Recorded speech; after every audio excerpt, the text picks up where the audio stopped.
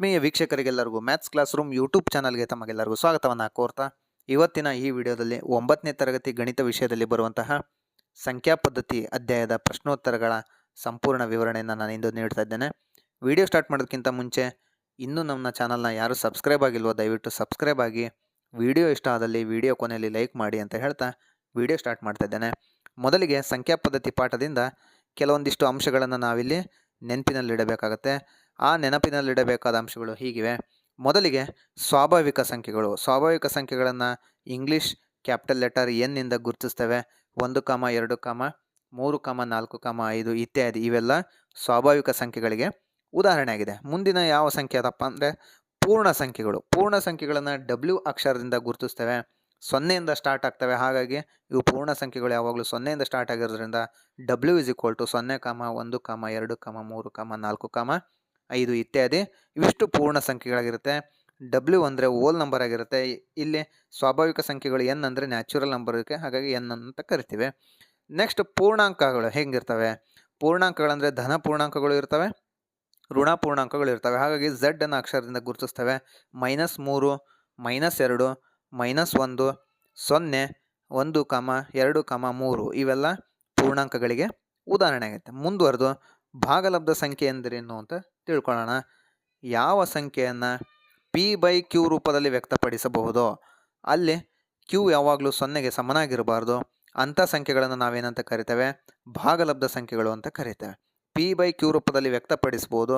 ಅದೇ ರೀತಿ ಛೇದದಲ್ಲಿರುವ Q ಯಾವಾಗಲೂ 0ಗೆ ಸಮನಾಗಿರಬಾರ್ದು ಅಂಥ ಸಂಖ್ಯೆಗಳನ್ನು ನಾವೇನಂತ ಕರಿತೇವೆ? ಭಾಗಲಬ್ಧ ಸಂಖ್ಯೆಗಳು ಅಂತ ಕರಿತೇವೆ. ಉದಾಹರಣೆ 1/2, 3/5 ಇತ್ಯಾದಿ ಇವೆಲ್ಲ ಭಾಗಲಬ್ಧ ಸಂಖ್ಯೆಗಳಿಗೆ ಉದಾಹರಣೆ ಆಗಿದೆ. ಇದಕ್ಕೆ ವಿರುದ್ಧವಾಗಿ ಅಭಾಗಲಬ್ಧ ಸಂಖ್ಯೆ ಅಂದ್ರೇನು? ಯಾವ ಸಂಖ್ಯೆಯನ್ನು P/Q ರೂಪದಲ್ಲಿ ವ್ಯಕ್ತಪಡಿಸಲು ಸಾಧ್ಯವಿಲ್ಲವೋ ಅಂಥ ಸಂಖ್ಯೆಗಳನ್ನು ನಾವು ಅಭಾಗಲಬ್ಧ ಸಂಖ್ಯೆಗಳು ಅಂತ ಕರಿತೇವೆ. ಈ ಎಲ್ಲ ಅಂಶಗಳನ್ನು ನೆನ್ಪಿಟ್ಕೊಂಡ್ರೆ ಅಭ್ಯಾಸದಲ್ಲಿ ಕೆಲವು ಪ್ರಶ್ನೋತ್ತರಗಳಿಗೆ ಸುಲಭವಾಗಿ ನೀವು ಏನು ಮಾಡ್ಬೋದು? ಉತ್ತರವನ್ನು ನೀಡ್ಬೋದು ಅಂತ ಈ ಎಲ್ಲ ಅಂಶಗಳನ್ನು ನೆನ್ಪಿಡ್ರಿ ಅಂತ ಹೇಳ್ತಾ ಇದ್ದೇನೆ. ಮುಂದುವರೆದು ಅಭ್ಯಾಸ 1.1 1.1ರ ಮೊದಲ ಪ್ರಶ್ನೆ 0 ಒಂದು ಭಾಗಲಬ್ಧ ಸಂಖ್ಯೆಯೇ ಅಂತ ಕೇಳಿದ್ದಾರೆ. 0 ಒಂದು ಭಾಗಲಬ್ಧ ಸಂಖ್ಯೆಯೇ, ಇದಕ್ಕೆ ವಿವರಣೆ ನೀಡ್ರಿ ಅಂತ ಹೇಳಿದ್ದಾರೆ. 0 ಹೌದು, 0 ಒಂದು ಭಾಗಲಬ್ಧ ಸಂಖ್ಯೆ ಆಗಿದೆ. ನಾವಿಲ್ಲಿ 0ಯನ್ನು P/Q ರೂಪದಲ್ಲಿ ಬರೆಯಬಹುದು. ಉದಾಹರಣೆ 0/1, 0/2 ಇವೆಲ್ಲ P/Q ರೂಪದಲ್ಲಿ 0ಯನ್ನು ನಾನು P/Q ರೂಪದಲ್ಲಿ ವ್ಯಕ್ತಪಡಿಸಿದ್ದೇನೆ. ಹಾಗಾಗಿ 0 ಒಂದು ಭಾಗಲಬ್ಧ ಸಂಖ್ಯೆ ಆಗಿರುತ್ತೆ. ಎರಡನೇ ಪ್ರಶ್ನೆ ನೋಡ್ರಿ, 3 ಮತ್ತು 4ರ ನಡುವಿನ 6 ಭಾಗಲಬ್ಧ ಸಂಖ್ಯೆಗಳನ್ನು ಬರೆಯಿರಿ ಅಂತ ಹೇಳಿದ್ದಾರೆ. ನೆನಪಿನಲ್ಲಿಡ್ರಿ, ಇಲ್ಲಿ ಎಷ್ಟು ಭಾಗಲಬ್ಧ ಸಂಖ್ಯೆಗಳನ್ನು ಬರೀರಿ ಅಂತ ಹೇಳ್ತಾರೆ ಅದು ನಿಮಗೆ ಗಮನದಲ್ಲಿಡ್ರಿ. ಇಲ್ಲಿ 3 ಮತ್ತು 4ರ ನಡುವೆ 6 ಭಾಗಲಬ್ಧ ಸಂಖ್ಯೆ ಬರೀರಿ ಅಂತ ಹೇಳಿದ್ದಾರೆ. ಹಾಗಾಗಿ 6 ಭಾಗಲಬ್ಧ ಸಂಖ್ಯೆಗಳು ಕೇಳಿದ್ದಾರೆ ಅಂದಮೇಲೆ 6ಕ್ಕೆ 1ಅನ್ನು ಕೂಡಿಸ್ರಿ, 7 ಆಗತ್ತೆ. 6 + 1 7. ಅವ್ರು ಎಷ್ಟು ಭಾಗಲಬ್ಧ ಸಂಖ್ಯೆ ಬರೀತೀರಿ ಅಂತ ಕೇಳ್ತಾರೋ ಅದಕ್ಕೆ +1 ಮಾಡಿರಿ. ಏನಾದರೂ 5 ಭಾಗಲಬ್ಧ ಸಂಖ್ಯೆ ಕೇಳಿದ್ರೆ 5 + 1. ಇಲ್ಲಿ 6 ಭಾಗಲಬ್ಧ ಸಂಖ್ಯೆ ಕೇಳಿದರೆ 6 + 1. ಇನ್ನೊಂದು ಪ್ರಶ್ನೆಯಲ್ಲಿ 7 ಭಾಗಲಬ್ಧ ಸಂಖ್ಯೆ ಬರೀರಿ ಅಂದರೆ 7 + 1 ಮಾಡಿರಿ. ಇಲ್ಲಿ 6 ಭಾಗಲಬ್ಧ ಸಂಖ್ಯೆ ಕೇಳಿರೋದ್ರಿಂದ 6 + 1 = 7 ಆಗುತ್ತೆ. ಇಲ್ಲಿ ಕೊಟ್ಟಿರುವ 3 ಮತ್ತು 4ಅನ್ನು 3ಅನ್ನು ನಾನು 3/1 ಅಂತ ಬರಿತೀನಿ. ಅದೇ ರೀತಿ 4ಅನ್ನು 4/1 ಅಂತ ಬರಿತೀನಿ. ಯಾಕಪ್ಪ ಅಂದರೆ ಭಾಗಲಬ್ಧ ಸಂಖ್ಯೆ ಬರೀರಿ ಅಂದಾಗ P/Q ರೂಪದಲ್ಲಿ ವ್ಯಕ್ತಪಡಿಸ್ತೇನೆ. ಹಾಗಾಗಿ 3ಅನ್ನು ನಾನು 3/1 ಬರೆಯೋಣ ಅಂತ ಬರೆದಿದ್ದೀನಿ.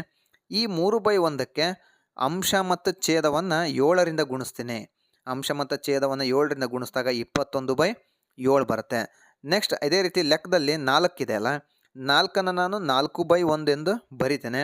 ಈ 4/1ಕ್ಕೆ ಅಂಶನ 7ರಿಂದ ಗುಣಿಸ್ತೇನೆ, ಛೇದವನ್ನು ಕೂಡ 7ರಿಂದ ಗುಣಿಸಿದಾಗ 4 7 28, 1 7 7, 28/7 ಆಗುತ್ತೆ. ಹಾಗಾದರೆ 21/7, 28/7ರ ನಡುವೆ ಇಲ್ಲಿ 6 ಭಾಗಲಬ್ಧ ಸಂಖ್ಯೆಗಳಿದ್ದಾವೆ. ಯಾವಪ್ಪ ಅಂದರೆ 22/7, 23/7, 24/7, 25/7, 26/7, 27/7. 21/7 ಮತ್ತು 28/7ರ ನಡುವೆ ಇಲ್ಲಿ 6 ಭಾಗಲಬ್ಧ ಸಂಖ್ಯೆ ಸಿಕ್ಕು. ಆದರೆ ಪ್ರಶ್ನೆಯಲ್ಲಿ 3 ಮತ್ತು 4 ಕೇಳಿದಾರಲ್ಲ ಸರ್, ಇಲ್ಲಿ ನೋಡಿದ್ರೆ 21/7, 28/7 ಅಂತ ಹೇಳಿದಾರ.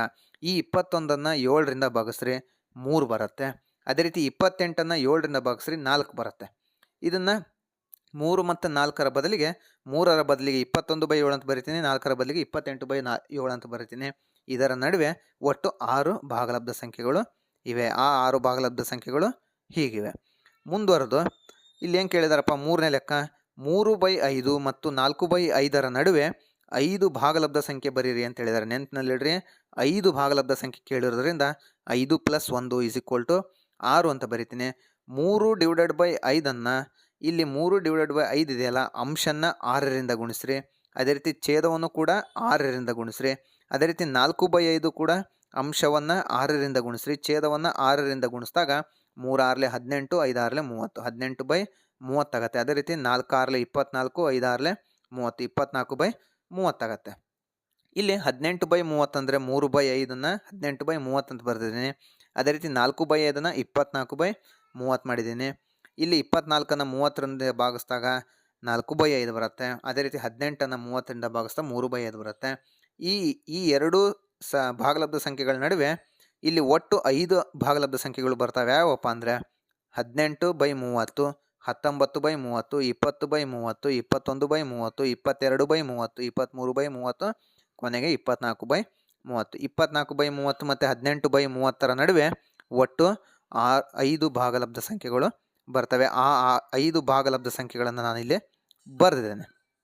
4ನೇ ಪ್ರಶ್ನೆ, ಕೊಟ್ಟಿರುವ ಹೇಳಿಕೆಗಳು ಸರಿಯೇ ತಪ್ಪೇ ಎಂದು ಕಾರಣ ಸಹಿತ ತಿಳಿಸಿ ಅಂತ ಹೇಳಿದ್ದಾರೆ. ಕೆಳಗೆ ಒಂದಿಷ್ಟು 3 ಲೆಕ್ಕಗಳನ್ನು ಕೊಟ್ಟಿದ್ದಾರೆ. ಆ ಒಂದು ಹೇಳಿಕೆ ಸರಿನೇ ಅಥವಾ ತಪ್ಪ, ಸರಿ ಇದ್ದರೆ ಅಥವಾ ತಪ್ಪಿದ್ರೆ ಅವುಗಳ ಕಾರಣವನ್ನು ತಿಳಿಸ್ರಿ ಅಂತ ಹೇಳಿದ್ದಾರೆ. ಮೊದಲ ಪ್ರಶ್ನೆ, ಪ್ರತಿಯೊಂದು ಸ್ವಾಭಾವಿಕ ಸಂಖ್ಯೆ ಒಂದು ಪೂರ್ಣ ಸಂಖ್ಯೆ ಆಗಿದೆ ಅಂತ ಹೇಳಿದ್ದಾರೆ. ಪ್ರತಿಯೊಂದು ಸ್ವಾಭಾವಿಕ ಸಂಖ್ಯೆ ಒಂದು ಪೂರ್ಣ ಸಂಖ್ಯೆ ಅಂತಾಗಿದೆ ಅಂತ ಅವ್ರು ಹೇಳಿದ್ದಾರೆ. ಈ ಹೇಳಿಕೆ ಸರಿಯಾಗಿದೆ. ಸ್ವಾಭಾವಿಕ ಸಂಖ್ಯೆಗಳು 1, 2, 3, 4 ಡ್ಯಾಶ್ ಡ್ಯಾಶ್ ಇವೆಲ್ಲ ಸ್ವಾಭಾವಿಕ ಸಂಖ್ಯೆಗಳು. ಈ ಎಲ್ಲ ಸ್ವಾಭಾವಿಕ ಸಂಖ್ಯೆಗಳು ಪೂರ್ಣ ಸಂಖ್ಯೆಗಳ ಗಣದಲ್ಲಿ ಬರ್ತವೆ. ಹಾಗಾಗಿ ಪ್ರತಿಯೊಂದು ಸ್ವಾಭಾವಿಕ ಸಂಖ್ಯೆಗಳು ಒಂದು ಪೂರ್ಣ ಸಂಖ್ಯೆ ಆಗಿರುತ್ತೆ. 2ನೇ ಪ್ರಶ್ನೆ ನೋಡ್ರಿ, ಪ್ರತಿಯೊಂದು ಪೂರ್ಣಾಂಕವು ಒಂದು ಪೂರ್ಣ ಸಂಖ್ಯೆ ಆಗಿದೆ ಅಂತ ಹೇಳಿದ್ದಾರೆ. ಪ್ರತಿಯೊಂದು ಪೂರ್ಣಾಂಕವು ಕೂಡ ಒಂದು ಪೂರ್ಣ ಸಂಖ್ಯೆ ಆಗಿದೆಯೋ ಇಲ್ಲೋ ಅಂತ ಕೇಳಿದರೆ ಈ ಹೇಳಿಕೆ ತಪ್ಪಾಗಿದೆ. ಪೂರ್ಣಾಂಕವು ಧನ ಪೂರ್ಣಾಂಕ ಮತ್ತು ಋಣ ಪೂರ್ಣಾಂಕಗಳಿಂದ ಕೂಡಿರುತ್ತೆ. ಒಂದು ಪೂರ್ಣಾಂಕ ಧನ ಪೂರ್ಣಾಂಕನೂ ಇರುತ್ತೆ, ಋಣ ಪೂರ್ಣಾಂಕನೂ ಇರುತ್ತೆ. ಆದರೆ ಪೂರ್ಣ ಸಂಖ್ಯೆಯಲ್ಲಿ ಋಣ ಸಂಖ್ಯೆಗಳು ಇರುವುದಿಲ್ಲ. ಪೂರ್ಣ ಸಂಖ್ಯೆ ಗಣದಲ್ಲಿ ಯಾವುದೇ ರೀತಿ ಋಣಾತ್ಮಕ ಸಂಖ್ಯೆಗಳು ಇರೋದಿಲ್ಲ. ಹಾಗಾಗಿ ಪೂರ್ಣಾಂಕವು ಧನ ಪೂರ್ಣಾಂಕ ಋಣ ಪೂರ್ಣಾಂಕ ಇರುತ್ತೆ, ಆದರೆ ಪೂರ್ಣ ಸಂಖ್ಯೆ ಋಣ ಸಂಖ್ಯೆಯನ್ನು ಹೊಂದಿರೋದಿಲ್ಲ. ಆದ್ದರಿಂದ ಪ್ರತಿಯೊಂದು ಪೂರ್ಣಾಂಕವು ಒಂದು ಪೂರ್ಣ ಸಂಖ್ಯೆ ಆಗಿರಲು ಸಾಧ್ಯವಿಲ್ಲ. 3ನೇ ಪ್ರಶ್ನೆ ನೋಡ್ರಿ, ಪ್ರತಿಯೊಂದು ಭಾಗಲಬ್ಧ ಸಂಖ್ಯೆಯು ಒಂದು ಪೂರ್ಣ ಸಂಖ್ಯೆ ಆಗಿದೆಯಾ ನೋಡ್ರಿ ಅಂತ ಹೇಳಿದ್ದಾರೆ. ಪ್ರತಿಯೊಂದು ಭಾಗಲಬ್ಧ ಸಂಖ್ಯೆ ಪೂರ್ಣ ಸಂಖ್ಯೆ ಆಗಿದೆಯೋ ಇಲ್ಲೋ ಚೆಕ್ ಮಾಡಿರಿ ಅಂತ ಹೇಳಿದ್ದಾರೆ. ಈ ಹೇಳಿಕೆ ತಪ್ಪಾಗಿದೆ. ಏನಪ್ಪ ಅಂದರೆ ಕೆಲವೊಂದು ಭಾಗಲಬ್ಧ ಸಂಖ್ಯೆಗಳು ಪೂರ್ಣ ಸಂಖ್ಯೆ ಆಗಿರಲ್ಲ. ಭಾಗಲಬ್ಧ ಸಂಖ್ಯೆ ಅಂದ್ರೇನು? ಯಾವ ಸಂಖ್ಯೆಯನ್ನು P/Q ರೂಪದಲ್ಲಿ ವ್ಯಕ್ತಪಡಿಸ್ಬೋದೋ ಆ ಸಂಖ್ಯೆಗಳನ್ನು ಭಾಗಲಬ್ಧ ಸಂಖ್ಯೆ ಅಂತ ಕರಿತೇವೆ. ಅದರ ಪ್ರಕಾರ ನೋಡ್ರಿ 4/5 ಅಂತ ಬರೆದಿದ್ದೀನಿ. ಈ 4ನ್ನು 5ರಿಂದ ಭಾಗಿಸಿದಾಗ 0.8 ಬರುತ್ತೆ. ಅದೇ ರೀತಿ 2ನ್ನ 5ರಿಂದ ಭಾಗಿಸಿದ್ದೀನಿ, 0.4 ಬರುತ್ತೆ. ಇಲ್ಲಿ 4/5 ಅನ್ನೋದು ಕೂಡ ಒಂದು ಭಾಗಲಬ್ಧ ಸಂಖ್ಯೆ, 2/5 ಅನ್ನೋದು ಕೂಡ ಒಂದು ಭಾಗಲಬ್ಧ ಸಂಖ್ಯೆ. ಈ ಎರಡೂ ಸಂಖ್ಯೆಗಳನ್ನು ಇಲ್ಲಿ ಏನು ಮಾಡಿದ್ದೀನಿ, 4ನ್ನು 5ರಿಂದ ಭಾಗಿಸಿದಾಗ 2ರಿಂದ 5ರಿಂದ ಭಾಗಿಸಿದಾಗ ಇಲ್ಲಿ ದಶಮಾಂಶ ರೂಪ ಬರುತ್ತೆ. ಹಾಗಾಗಿ ಕೆಲವೊಂದು ಭಾಗಲಬ್ಧ ಸಂಖ್ಯೆ ಪೂರ್ಣ ಸಂಖ್ಯೆ ಆಗಿರಲು ಸಾಧ್ಯ ಇಲ್ಲ ಅಂತ ಹೇಳ್ಬೋದು. ಇದಿಷ್ಟು ಅಭ್ಯಾಸ 1.1ರ ಪ್ರಶ್ನೋತ್ತರಗಳಾಗಿದ್ದು, ಮುಂದಿನ ವಿಡಿಯೋದಲ್ಲಿ ಅಭ್ಯಾಸ 1.2ರ ಪ್ರಶ್ನೋತ್ತರಗಳನ್ನು ಮತ್ತು ಅಭ್ಯಾಸ 1.2ಕ್ಕೆ ಸಂಬಂಧಿಸಿದ ವಿವರಣೆಯನ್ನು ಸಂಪೂರ್ಣವಾಗಿ ನಿಮಗೆ ನೀಡ್ತೇನೆ ಅಂತ ಹೇಳ್ತಾ ಈ ವಿಡಿಯೋ ನಿಮಗೆ ಇಷ್ಟ ಆದಲ್ಲಿ ಲೈಕ್ ಮಾಡಿ ಅಂತ ಹೇಳ್ತಾ ಈ ವಿಡಿಯೋನ ಇಲ್ಲಿಗೆ ಮುಗಿಸ್ತಾ ಇದ್ದೇನೆ. ಎಲ್ಲರಿಗೂ ಧನ್ಯವಾದಗಳು. ಶುಭ ದಿನ.